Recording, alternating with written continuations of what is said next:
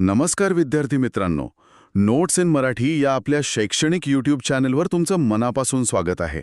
आता हे आपले नेहमीचे सुरुवातीचे वाक्य असले तरी आजची आपली ही सखोल चर्चा केवळ शालेय विद्यार्थ्यांसाठी किंवा फक्त परीक्षेपुरती मर्यादित नाहीये. अगदी बरोबर.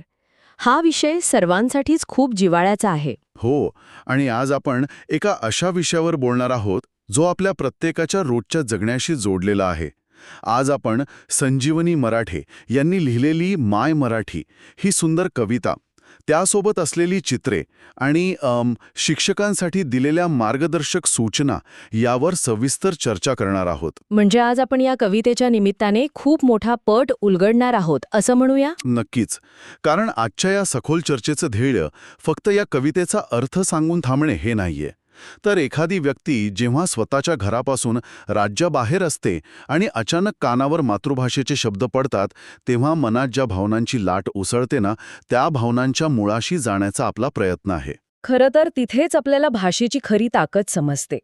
मातृभाषा आपल्याला वैचारिक मुळे कशी देते आणि त्याच वेळी जगात भरारी घेण्यासाठी पंख कसे देते हे समजून घेणं खूप रंजक ठरणार आहे. हो ना, आणि या सखोल चर्चेची सुरुवात मला या कवितेसोबत दिलेल्या एका अत्यंत बोलक्या चित्रापासून करायची आहे, कारण मला वाटतं ही चित्रे खूप काही सांगून जातात. अगदी. ती चित्र केवळ पानावरची सजावट नक्कीच नाहीयेत. हो, बघा ना, पानावर नजर टाकल्यास मध्यभागी एक हसरी आणि तेजस्वी मुलगी दिसते. तिने अत्यंत अभिमानाने एक पाटी उंचावून धरली आहे आणि त्या पाटीवर म हे अक्षर ठळकपणे कोरलेलं आहे. म म्हणजे मराठी आणि म म्हणजे माय. खूपच सुंदर प्रतीक आहे हे. आणि या मुलीच्या पार्श्वभूमीवर जी प्रतीके आहेत ना, ती अधिक लक्षवेधी आहेत. तिथे एक भव्य तुतारी आहे, मोराचं पीस आहे, सुबक रांगोळी काढलेली आहे, ग्रंथांचा एक मोठा ढिगारा आहे आणि प्रज्वलित केलेली एक पारंपरिक पणती पण आहे. हे सर्व पाहिल्यावर असं वाटतं की आपण केवळ एका भाषेच्या नाही तर एका संपूर्ण संस्कृतीच्या प्रवेशद्वारात उभे आहोत. अगदी तेच. आणि या प्रतीकांबद्दल तुम्हाला काय वाटतं? यातील प्रत्येक चित्र हे अतिशय विचारपूर्वक निवडलेलं प्रतीक आहे. म्हणजे आपण जर तुतारीचा विचार केला तर महाराष्ट्राच्या इतिहासात तुतारी हे केवळ एक वाद्य नाहीये. हो, तो एक हुंकार आहे. अगदी बरोबर. ते जागृतीचे, एखाद्या नव्या पर्वाच्या सुरुवातीचे किंवा संघर्षासाठी सज्ज होण्याचं प्रतीक आहे. भाषेच्या संदर्भात तुतारी म्हणजे आपल्या अस्मितेचा तो नाद आहे. आणि तो पुस्तकांचा ढिगारा बघा, तो संत ज्ञानेश्वरांपासून ते आजच्या आधुनिक साहित्यिकांपर्यंतच्या हजारो वर्षांच्या अखंड ज्ञानपरंपरेचा पुरावा आहे. आणि ती पणती अंधार दूर करणाऱ्या आशेचे आणि ज्ञानाच्या प्रकाशाचे प्रतिनिधित्व करते. पण या सगळ्या पारंपरिक प्रतीकांमध्ये एक गोष्ट अशी आहे जी या संपूर्ण चित्राचा अर्थ एका वेगळ्याच उंचीवर नेऊन ठेवते. हो, आणि तोच मुद्दा मला इथे मांडायचा होता, कारण तिथे खूप मोठा विरोधाभास किंवा असं म्हणूया की एक मोठा संगम पाहायला मिळतो. तुम्ही त्या पानाच्या कोपऱ्यातल्या चित्राबद्दल बोलताय ना? हो, या सगळ्या पारंपरिक जुन्या आणि सांस्कृतिक प्रतीकांसोबतच पानाच्या एका कोपऱ्यात एक QR कोड छापलेला आहे. एका बाजूला ऐतिहासिक तुतारी आणि अंगणातली रांगोळी, तर दुसऱ्या बाजूला थेट डिजिटल QR कोड. खरोखरच एक अहा क्षण आहे आपल्या या विश्लेषणातला. म्हणजे वरवर पाहता हा एक विरोधाभास वाटू शकतो, पण मला असं वाटतं की हा जाणीवपूर्वक दिलेला एक खूप मोठा संदेश आहे. अगदी अचूक निरीक्षण आहे हे. अनेकदा ना संस्कृती आणि आधुनिकता यांच्यात एक संघर्ष उभा केला जातो की तुम्ही आधुनिक झालात की संस्कृती विसरता. पण जगातील ज्या संस्कृतींनी आपल्या मातृभाषेला तंत्रज्ञानाची जोड दिली, त्या भाषा आज अधिक सक्षमपणे टिकून आहेत. जसं जपान किंवा कोरियाचं उदाहरण आपण पाहतो. हो, त्यांनी आपली मूळ भाषा न सोडता डिजिटल जगात प्रवेश केला. हा QR कोड तेच दर्शवतो. ही चित्रे सांगत आहेत की माय मराठी आता केवळ जुन्या ग्रंथांमध्ये किंवा परंपरेच्या चौकटीत अडकून राहिलेली नाहीये. ती डिजिटल युगात जागतिक पटालावर तितक्याच आत्मविश्वासाने वावरत आहे. म्हणजे हा जुन्या आणि नव्याचा अत्यंत कल्पक असा संगम आहे. आधुनिक तंत्रज्ञान हे मातृभाषेचा शत्रू नसून तिचा विस्तार करण्याचं एक साधन आहे. हा दृष्टिकोन खरोखरच खूप सकारात्मक आहे. हो, आणि हे भाषिक जगणुकीचे म्हणजेच भाषेत टिकून राहण्याचे एक उत्तम उदाहरण आहे. हे खूपच रंजक आहे. आता आपण प्रत्यक्ष कवितेच्या ओळींकडे आणि त्यातील भावनांकडे वळूया. पहिल्या 2 कडव्यांमध्ये लेखिका म्हणते, माय मराठी तुझिया पायी तनमन धन मी वाहिले, तुझिया नामी तुझिया धामी, अखंड रंगुनी राहिले. किती सुंदर ओळी आहेत या. आणि पुढे ती म्हणते, कष्टांमधली तुझीच गोडी चाखायाची मजाई, मला आवडे तुझा विसावा, तुझीच निर्भर अंगाई. जेव्हा मी तन्मनधन वाहिले हे शब्द वाचतो ना, तेव्हा ते एखाद्या आध्यात्मिक मंत्रासारखे किंवा एक देवतेच्या प्रार्थनेसारखे वाटतात. हो, तिथे मातृभाषेला एका अत्यंत उच्च, जवळजवळ धार्मिक पातळीवर नेऊन ठेवलं आहे लेखिकेने. पण मला त्यापुढील कष्टांमधली गोडी आणि निर्भर अंगाई या शब्दांमागील मानसशास्त्र अधिक जाणून घ्यायचे आहे. हे समर्पण नेमकं काय दर्शवतं? जर आपण याचा थोडा मनोवैज्ञानिक दृष्टिकोनातून विचार केला, तर इथे मातृभाषेचं एक अत्यंत महत्त्वाचं कार्य अधोरेखित होतं. ते म्हणजे मानसिक सुलभता. मानसिक सुलभता म्हणजे कॉग्नेटिव्ह ईज. अगदी बरोबर. आजच्या काळात बघा ना, अनेक जण दिवसभर कामानिमित्त, व्यवसायानिमित्त इतर भाषांमध्ये, विशेषतः इंग्रजीत संवाद साधतात. दुसऱ्या भाषेत विचार करणे आणि बोलणे यासाठी मेंदूला सतत एक अतिरिक्त ऊर्जा खर्च करावी लागते. हो, म्हणजे मेंदू सतत एका ट्रान्सलेशन मोडमध्ये असतो. हो, आणि त्यामुळे माणूस थकत असतो. पण जेव्हा तोच माणूस दिवसभराच्या श्रमाने थकून घरी येतो, तेव्हा त्याला जो खरा विसावा मिळतो ना, तो मातृभाषेतच असतो. कठीण प्रसंगात, संघर्षाच्या काळात मातृभाषेतील एखादं वाक्य किंवा आईने बोललेले 2 शब्द मनाला जो धीर देतात, तो दुसऱ्या कोणत्याही भाषेत मिळत नाही. म्हणजे ती कष्टांमधली गोडी आहे. हो, आणि लेखिकेने वापरलेला निर्भर अंगाई हा शब्द तर खूपच ताकदवान आहे. निर्भर म्हणजे कोणतीही भीती नसलेली, पूर्णपणे आश्वासक अवस्था. लहान बाळ जसं आईच्या कुशीत सर्व जगाची भीती विसरून शांत झोपतं, तशीच मानसिक सुरक्षितता मातृभाषा माणसाला देते. बापरे, म्हणजे मातृभाषा ही केवळ संवादाची भाषा नसून ती एक मानसिक सुरक्षिततेची जागा आहे. आपण अचानक ठेच लागली किंवा खूप आनंद झाला की आपोआप मातृभाषेतूनच व्यक्त होतो, कारण तिथे मेंदूला कोणतेही भाषांतराचे फिल्टर लावावे लागत नाहीत. अगदी बरोबर. तिथे आपण आपले असतो. हे खरंच खूप सुंदर स्पष्टीकरण आहे. आता पुढे 3ऱ्या आणि 4थ्या कडव्यात ना निसर्गाशी अत्यंत सखोल असं नाते जोडलेलं आहे. लेखिका म्हणते, तुझे झरे अण तुझी पाखरे, वास तुझा, जनलोक तुझा, हवावासा मला वाटतो राग तुझा, संतोष तुझा. इथे लेखिकेने भाषेला एक जिवंत रूप दिलं आहे. हो, आणि त्यानंतरच्या ओळी तर मला अत्यंत महत्वाच्या वाटतात. ती म्हणते, माय मराठी, तुझिया अंकी लोळण घेते बागडते, तसेच अलगद तव आभाळी भरारणे मज आवडते. इथे खूप मोठा अर्थ दडलेला आहे. हो, कारण इथे एकाच वेळी मांडीवर लोळणे आणि आकाशात उडणे या 2 पूर्णपणे भिन्न क्रियांचा उल्लेख आहे. जमिनीवर असणे आणि आकाशात उडणे यातील हा समतोल कसा साधला जातो? हा समतोलच खऱ्या अर्थाने मातृभाषेचं सामर्थ्य स्पष्ट करतो. मगाशी आपण ज्या मुळे आणि पंख या संकल्पनेबद्दल बोलत होतो ना, ते हेच आहे. अच्छा, म्हणजे रूट्स अँड विंग्स. हो. अंकी लोळण घेणे म्हणजे काय, तर सुरक्षिततेची जाणीव असणे, आपली मुळे घट्ट असणे. मातृभाषा माणसाला त्याचं मूळ, त्याची संस्कृती आणि त्याच्या अस्तित्वाची ओळख देते. पण अनेकदा काही लोकांचा असा गैरसमज असतो की मातृभाषेशी जास्त जोडले गेलो तर जागतिक स्तरावर आपण मागे पडू. हो, हा एक खूप सामान्य गैरसमज आहे आजच्या काळात. पण या ओळी तोच गैरसमज दूर करतात. जेव्हा तुमची भाषिक आणि वैचारिक मुळे घट्ट असतात, तेव्हाच तुम्हाला अलगद आभाळी भरारण्याचे, म्हणजेच मुक्तपणे आकाशात झेप घेण्याचे खरे बळ मिळते. म्हणजे पंख फुटतात. मातृभाषेचा पाया भक्कम असतो.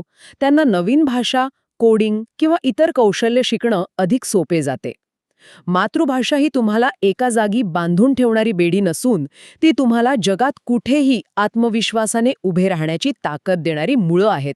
हे खूपच सखोल आहे. मजबूत पाया असल्याशिवाय उंच इमारत उभी राहू शकत नाही. तसेच मातृभाषेच्या भक्कम पायाशिवाय आपण जागतिक प्रगती करू शकत नाही. अगदी बरोबर. पुढे 5व्या आणि 6व्या कडव्यात लेखिका भाषेच्या पारदर्शकतेबद्दल बोलते. ती म्हणते, तुझे चालणे, तुझे बोलणे, दाखव मजला रीत तुझी, जे ओटी ते पोटी असली, शिकवी मजला प्रीत तुझी. आपण नेहमी रोजच्या जीवनात ही म्हण वापरतो, जे पोटात तेच ओठात. हो, ती आपली एक अत्यंत सहज प्रवृत्ती आहे. जर आपण आजच्या कॉर्पोरेट जगाचं उदाहरण घेतलं तर तिथे अनेकदा आपण इंग्रजीत अत्यंत व्यावसायिक आणि भावनाशून्य ईमेल्स लिहितो.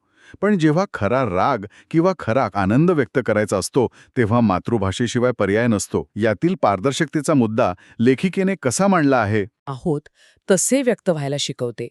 आणि याच पारदर्शकतेतून भाषेचं खरं सौंदर्य उलगडतं, ज्याचा उल्लेख पुढच्या ओळींमध्ये आहे. हो, त्या पुढच्या ओळी पण खूप सुंदर आहेत. तुझियासाठी गुंफित बसते, मोहनमाला शब्दांची, अर्थ साजरा, गंध लाजरा, नवल परीपण रंगाणीची. इथे लेखिकेने शब्दांना मोहनमाला म्हणजे सुंदर हार म्हटलंय. पण इथे सर्वात महत्वाचं विश्लेषण आहे ते शब्दांचा अर्थ आणि शब्दांचा गंध यातील फरकाचं. हो, हे अर्थ साजरा, गंध लाजरा हे शब्द वाचताना मलाही खूप उत्सुकता वाटली. शब्दाला अर्थ असतो हे आपण जाणतो, पण शब्दाला गंध कसा असू शकतो? हाच तर भाषेचा आत्मा आहे.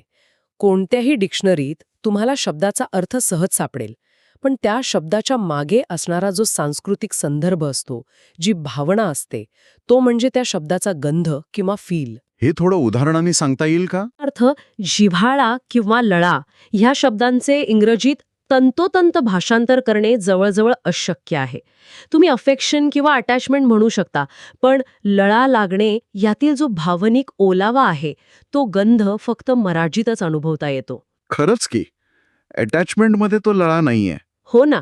लेखिका जेव्हा शब्दांची मोहनमाला गुंफण्याबद्दल बोलते तेव्हा ती केवळ व्याकरणदृष्ट्या योग्य वाक्य बनवण्याबद्दल बोलत नाहीये. ती अशा शब्दांची रचना करण्याबद्दल बोलतेय जे केवळ माहिती देत नाहीत, तर समोरच्या व्यक्तीच्या मनात थेट भावना जागृत करतात. भाषेतील या अर्थांच्या आणि गंधांच्या अनन्यसाधारण छटांमुळेच मातृभाषेतील साहित्य इतकं समृद्ध असतं. शब्दांचा अर्थ डिक्शनरीत सापडतो, पण शब्दांचा गंध संस्कृतीत आणि जगण्यात सापडतो. किती अप्रतिम विचार आहे हा. आणि या सगळ्या भावनेचा कळस आपल्याला कवितेच्या शेवटच्या कडव्यात पाहायला मिळतो. हो, लेखिका म्हणते, माय मराठी तुझियासाठी वात होनी जळते मी क्षणाक्षणाने कणाकणाने तुझ्या स्वरूपा मिळते मी. स्वतःला एका जळणाऱ्या वातीची उपमा देणं हे ऐकायला जेवढं सोपं वाटतं तेवढंच ते प्रत्यक्षात कठीण आहे. हा एक प्रकारे स्वतःच्या अस्तित्वाचा विलय करण्यासारखा प्रकार वाटतो. नक्कीच.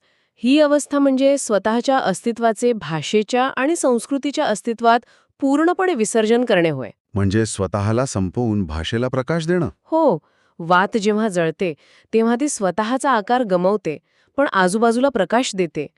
क्षणाक्षणाने, कणाकणाने या शब्दांतून एक अत्यंत शांत पण ठाऊम अशी शरणागती दिसून येते. भाषेच्या स्वरूपा मिळणे म्हणजेच त्या भाषेचं जे चैतन्य आहे तिच्याशी एकरूप होणे. हे खूपच भावस्पर्शी आहे. आणि हे केवळ एक भाषा बोलणाऱ्या व्यक्तीचे वर्णन नाही, तर भाषेच्या संवर्धनासाठी आणि ती पुढच्या पिढीपर्यंत पोहोचवण्यासाठी आपलं आयुष्य वेचणाऱ्या प्रत्येक व्यक्तीचे, साहित्यकाराचे आणि शिक्षकाचे हे वर्णन आहे. शिक्षकांचा उल्लेख आल्यामुळे मला एका अत्यंत महत्त्वाच्या भागाकडे लक्ष वेधायचं आहे. या पाठाच्या शेवटी शिक्षकांसाठी काही मार्गदर्शक सूचना दिल्या आहेत. हो, त्या सूचना खूप महत्वाच्या आहेत. त्यात स्पष्ट लिहिलंय, गाणे तालासुरात साभिनय म्हणून दाखवावे, विद्यार्थ्याला गाणे म्हणायला सांगावे, एकाच गाण्याला विविध चाली लावण्याचा प्रयत्न करायला सांगावा. आता एक साधा विचार असा येऊ शकतो की ही इतकी गंभीर आणि सखोल अर्थ असलेली कविता आहे, तर मग ती फक्त वाचून तिचा अर्थ का समजावून सांगू नये? हे तालासुरात गाणे किंवा अभिनय करणे यावर इतका भर का दिला असावा? या सूचनांमागे अत्यंत प्रगल्भ असं शैक्षणिक मानसशास्त्र आणि एम्बॉडीड कॉग्निशन म्हणजेच शरीराच्या माध्यमातून शिकण्याची प्रक्रिया दडलेली आहे. शरीराच्या माध्यमातून म्हणजे नेमकं कसं? ती शरीराने आणि हृदयाने अनुभवण्याची गोष्ट आहे. जेव्हा शिक्षक ही कविता साभिने आणि तालासुरात म्हणतात तेव्हा ते त्या शब्दांमधील तो गंध लाजरा विद्यार्थ्यांपर्यंत प्रत्यक्ष पोचवत असतात. म्हणजे केवळ पाठांतर न करता ती भाषा जगण्याचा तो एक मार्ग आहे. अगदी बरोबर. आणि त्यातही विद्यार्थ्यांना स्वतःच्या वेगवेगळ्या चाली लावायला सांगणे हे अत्यंत कल्पक आहे. जेव्हा एखादा विद्यार्थी या कवितेला स्वतःची चाल लावतो तेव्हा तो त्या कवितेला आणि त्या भाषेत दडलेल्या भावनांना स्वतःचं करून घेत असतो. हो, तो त्या प्रक्रियेचा भाग बनतो. तो स्वतः त्या माय मराठीच्या अंकी लोळण घेत असतो. हा केवळ एक धडा शिकून परीक्षा घेण्याचा भाग नाहीये. हा मातृभाषेचा संस्कार विद्यार्थ्यांच्या मज्जासंस्थेत भिनवण्याचा आणि त्यांना त्या भाषेच्या सौंदर्यात खऱ्या अर्थाने एकरूप करण्याचा एक अत्यंत विचारपूर्वक आखलेला मार्ग आहे. यातूनच मुले भाषेवर प्रेम करायला शिकतात. हे विश्लेषण ऐकल्यावर धाडवतं की ही कविता म्हणजे केवळ शब्दांची जुळवाजुळव नाही, तर तो एका समृद्ध जगण्याचा अनुभव आहे. आपण आजच्या या सखोल चर्चेच्या अंतिम टप्प्यात आलो आहोत. जर आजच्या या संपूर्ण विश्लेषणाचा सारांश मांडायचा ठरवला तर आपण असं म्हणू शकतो की मातृभाषा ही केवळ संवादाचे किंवा माहितीची देवाणघेवाण करण्याचे एक कोरडे साधन नाही. हो, ती आपली सांस्कृतिक ओळख आहे. ती आपल्याला कठीण काळात शांत करणारी, विसावा देणारी मानसिक सुरक्षितता आहे. ती आपल्याला आपली मुळं देते आणि त्याचवेळी आधुनिक तंत्रज्ञान व जागतिक ज्ञानाची सांगड घालत आभाळात भरारी घेण्याचे पंखही देते. आणि सर्वात महत्त्वाचे म्हणजे कोणतेही कृत्रिम मुखवटे न चढवता आपले खरे विचार पारदर्शकपणे व्यक्त करण्याचे ती एक अत्यंत सशक्त माध्यम आहे. हा सारांश अत्यंत अचूक आहे. आणि याच संदर्भात आजच्या या माहितीच्या आणि तंत्रज्ञानाच्या युगात जाता जाता श्रोत्यांसमोर एक अत्यंत महत्त्वाचा आणि विचार करायला लावणारा मुद्दा मला मांडायचा आहे. नक्कीच सांगा. आज आपण अतिजागतिकीकरणाच्या जगात वावरत आहोत. प्रगतीसाठी आपण अनेक नवीन भाषा शिकत आहोत, कोडिंग शिकत आहोत, कृत्रिम बुद्धिमत्तेशी संवाद साधायला शिकत आहोत, जी काळाची गरज आहे. हो, ते तर आपल्याला शिकावंच लागेल. पण या सगळ्या प्रगतीच्या धावपळीत जर आपण आपल्या मातृभाषेतील शब्दांची मोहनमाला गुंफणे थांबवले, जर आपण आपल्या भाषेतून नवे विचार करणे, नवीन शब्द निर्माण करणे आणि व्यक्त होणे सोडून दिले, तर काय होईल? आपण फक्त संवादाचे एक माध्यम गमावत आहोत की आपल्या आंतरिक अभिव्यक्तीचा, आपल्या सांस्कृतिक संचिताचा आणि आपल्या खऱ्या अस्मितेचाच एक खूप मोठा भाग कायमचा पुसून टाकत आहोत? हा विचार खरोखरच अत्यंत अंतर्मुख करणारा आहे. हा प्रश्न आपण सर्वांनी आज स्वतःला विचारणे अत्यंत गरजेचे झाले आहे. जगाच्या पाठीवर धावताना आपली मुळे जपणे आणि आपल्या भाषेतील शब्दांचा तो गंध टिकवून ठेवणे किती आवश्यक आहे हेच यातून अधोरेखित होते. मला खात्री आहे की आजच्या या सखोल चर्चेतून माय मराठी कवितेचा आणि एकूणच मातृभाषेचा सामर्थ्याचा एक अत्यंत वेगळा मानसशास्त्रीय आणि समृद्ध दृष्टिकोन आपल्याला मिळाला असेल. या विचार करायला लावणाऱ्या प्रश्नासोबतच आपण आजची ही चर्चा इथेच थांबूया. नवीन विषय आणि त्यांचे असेच सखोल विश्लेषण घेऊन आपण पुन्हा भेटू. तोपर्यंत विचार करत रहा, शिकत रहा आणि आपल्या मातृभाषेची मुळ्या घट्ट पकडून जगाच्या पाठीवर आत्मविश्वासाने भरारी घेत रहा. धन्यवाद.